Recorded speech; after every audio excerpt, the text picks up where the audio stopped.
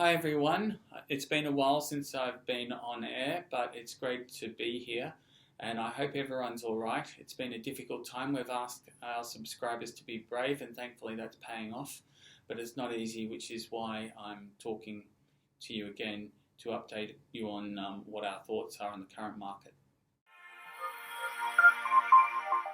When I last spoke, was early March, and that was the teeth of the uncertainty, where people were really unsure what to do.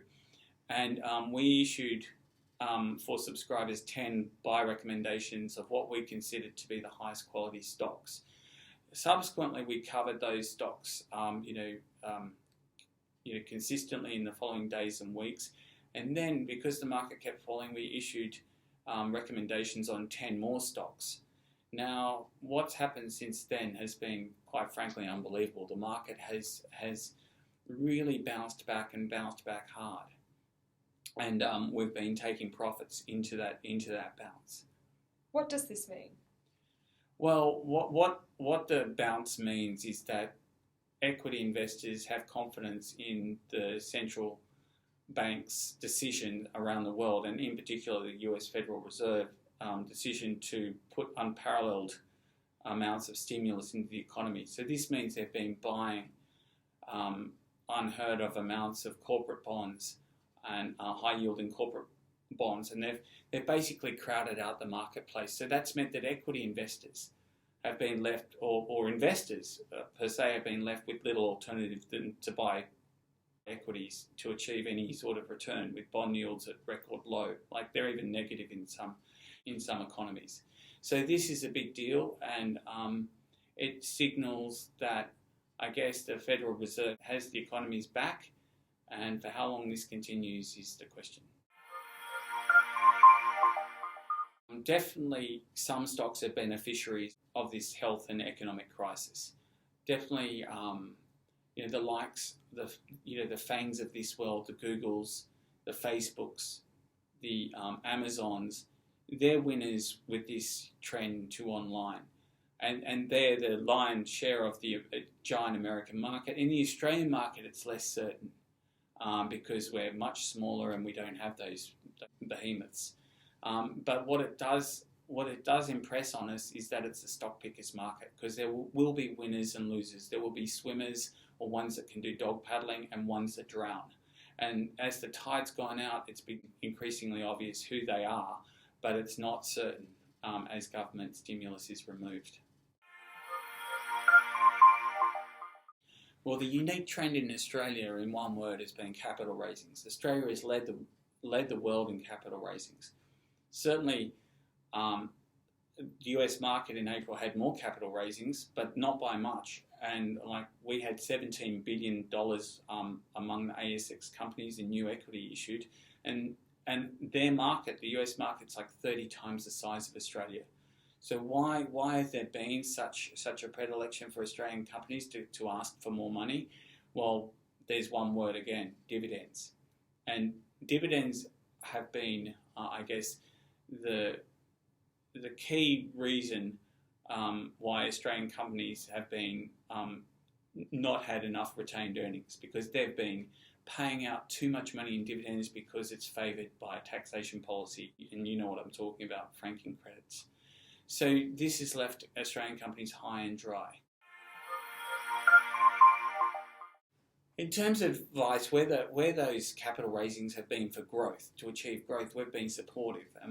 Where they haven't been, we've been saying don't take part. So a good example was NAB. We're shareholders of NAB ourselves, but we didn't take part in the capital raising. In contrast, Infomedia is a company that raised capital for growth, building up a war chest. We took part in the capital raising, but we also took profits on the entitlements. So that mirrors our advice, which is to take profits when you can, and also to get rid of your stocks in which you don't have a high conviction. So like Infomedia, we're telling our subscribers to build up a war chest for investment opportunities.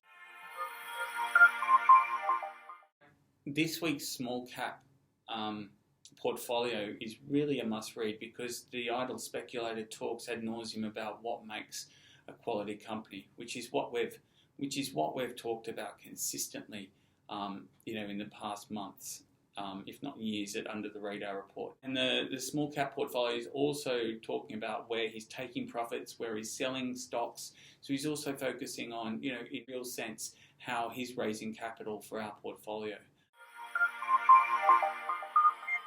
Quality is, I guess, customer base, balance sheet, competitive edge. For small cap, and we talk about this a lot, and it'll be highlighted in our news section, but I guess small caps are differentiated from big caps in that the customer base is like even more important, because if you're a small cap and you have a blue chip customer base, that gives us as investors, as minority investors, a lot more assurance that the company has a quality product and can make its, can generate sales growth even during difficult times. There are opportunities in the market, and this is probably a higher risk opportunity in that companies that are leveraged, more highly leveraged to the market. These are often retailers. We've been making good profits off short-term buy and sell recommendations in companies like Kogan and the Reject Shop. Other companies where this is possible is, the buy now, pay later companies, Afterpay, Zipco, and Split It. These are companies whose stock prices move wildly, and their wildness is a lot to do with investor sentiment. So what we're looking for here is is a lot more about relative valuation. So how does the stock look relative to last year? How does the stock look relative to last month? So we're playing a relative game, and I guess there's opportunities to trade.